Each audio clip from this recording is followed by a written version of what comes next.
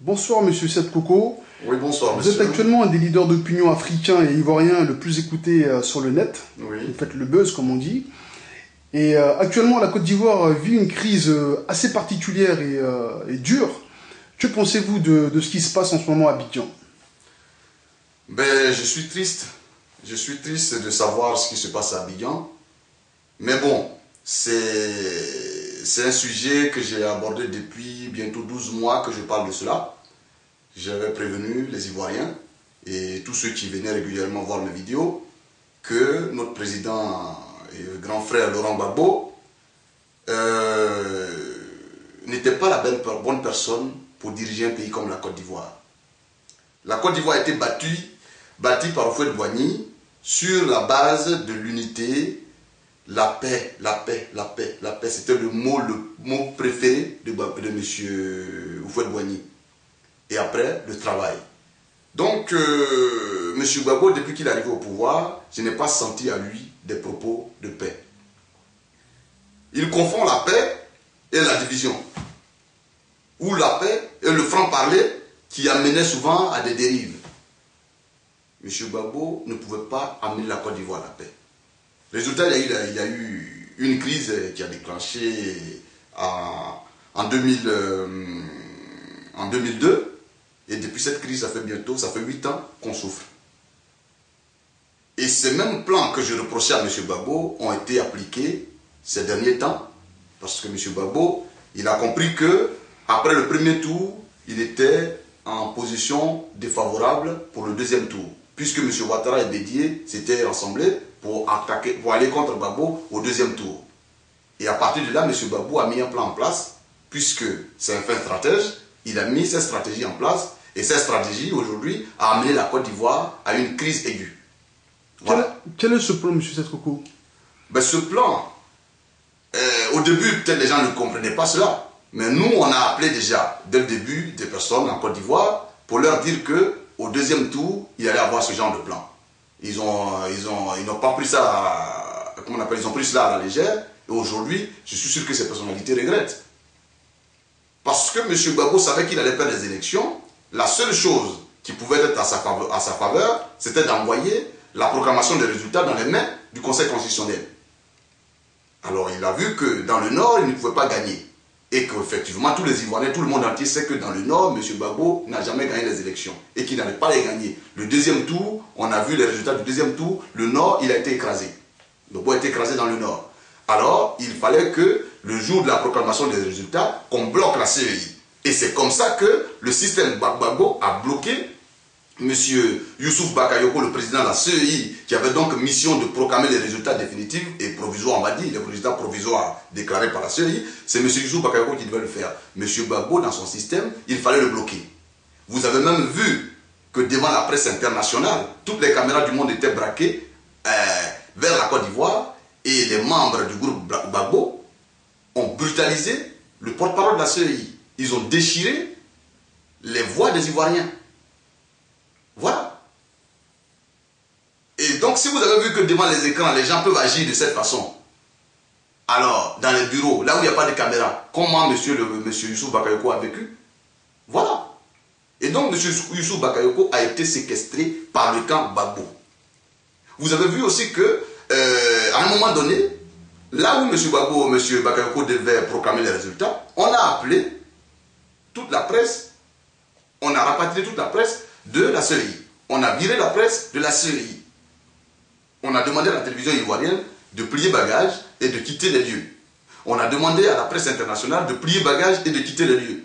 Alors que nous, les Ivoiriens, on attendait les résultats des élections. Il fallait qu'il y ait un chef derrière pour faire cela. Ce chef, dans cette période électorale, qui était le chef? C'était M. Gbagbo. Voilà pourquoi on n'a pas eu les résultats de la CEI. C'est ce plan que M. Gbagbo a mis en place. Juste pour envoyer les dossiers vers le Conseil constitutionnel. Vu qu'au Conseil constitutionnel, c'est son ami qui est là-bas, un membre de son parti politique qui est là-bas, mais il n'avait qu'à s'arranger pour s'autoproclamer président. Et c'est ce que M. Gbagbo a fait. Aujourd'hui, ça nous envoie à la dérive. Vous allez me demander, pourquoi est-ce que, qu'est-ce que le Conseil constitutionnel aurait pu faire pour ne pas créer d'autres problèmes?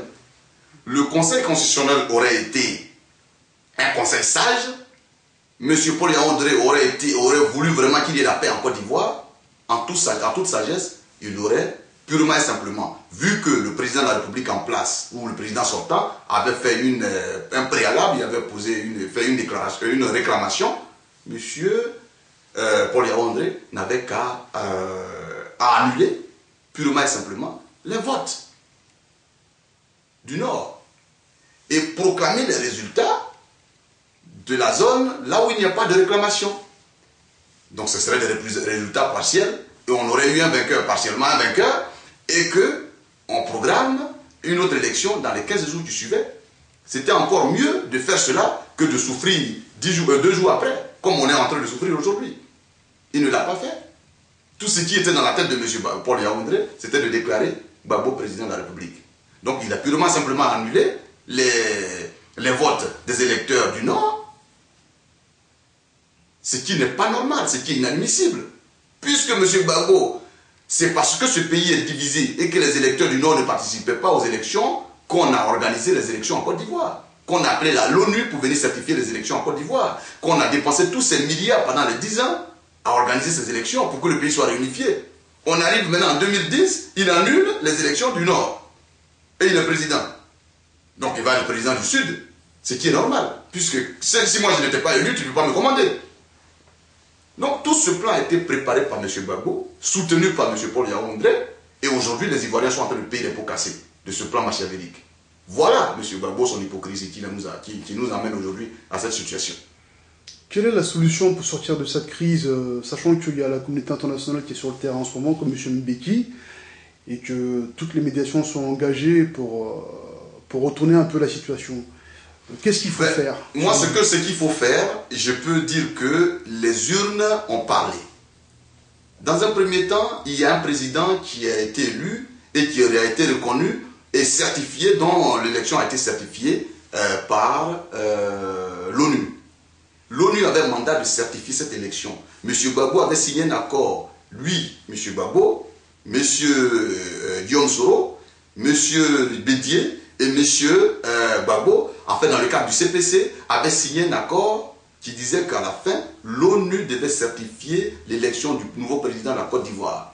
L'ONU a donc certifié et reconnu l'élection de Alassane Ouattara. Donc, M. Ouattara est dans la légalité. Quant à M. Gbagbo, il est passé en force en se rassemblant avec son ami pour s'autoproclamer président.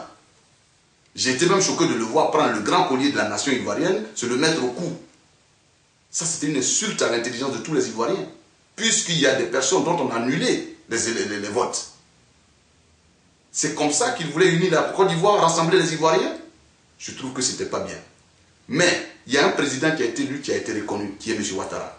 Pour respecter la légalité telle que le dit M. Gbagbo, il n'a qu'à céder le pouvoir à M. Ouattara. Gbagbo a déjà gouverné 10 ans. Donc il laisse M. Ouattara gouverner la Côte d'Ivoire. Lui il fera ses 5 ans, ou voire 10 ans, et il partira. C'est comme ça que la Côte d'Ivoire pourra avancer. Pour la solution définitive, ce qui va nous permettre d'aller à une résolution définitive, c'est que l'ONU doit intervenir. L'ONU est là pour ramener la paix en Côte d'Ivoire, pour maintenir la paix en Côte d'Ivoire, pour donner une issue favorable à ce scrutin. Moi, je souhaiterais que l'ONU arrête de faire des médiations avec M. Gbagbo. Que M. Thabo Mbeki, que nous respectons tous, aille dire à ses pairs de l'Union africaine que M. Gbagbo ne veut pas quitter le pouvoir et qu'il donne des moyens pour enlever Gbagbo de force de ce palais. Voilà ce qu'il faut faire. Parce que lorsqu'un bandit braque une banque, on fait une médiation. Lorsque la médiation ne marche pas, on use de la force pour l'enlever. Et c'est ce qu'il faut faire. Je profite de l'occasion pour demander à notre armée que ça ne sert à rien de chercher une confrontation, un affrontement avec des armes entre Ivoiriens ou avec la communauté internationale. Personne n'a jamais battu la communauté internationale, qui ne se font pas des illusions. Il est temps qu'ils se ressaisissent pour éviter un bel naissant aux Ivoiriens et qu'ils se rallient à la légalité pour que notre Côte d'Ivoire puisse avancer. Ça, c'est un conseil que je peux donner à notre armée. Aux Ivoiriens, je leur demande de ne pas sortir cette semaine, qu'ils restent tous chez eux et qu'ils laissent la légalité s'appliquer aux deux responsables qui sont en place, donc M. Gbagbo et M. Ouattara, avant qu'ils ne sortent de chez eux. Ça ne sert à rien qu'ils aillent au travail. C'est un risque de partir dans des bureaux à l'heure qu'il est. Parce qu'il n'y a pas encore eu il y a un président, mais qui n'a pas les moyens de travailler. Voilà. C'est tout ce que je peux dire à la communauté internationale et aux Ivoiriens, et que vive la Côte d'Ivoire, mais surtout que la communauté internationale ne laisse pas Gbagbo les défier pendant plusieurs jours, qu'ils arrêtent les négociations avec lui, qu'ils le sortent de ce palais qui nous appartient à nous tous, et qu'il ne reste pas là longtemps pour plonger notre pays dans le gouffre total. Je vous remercie. Merci.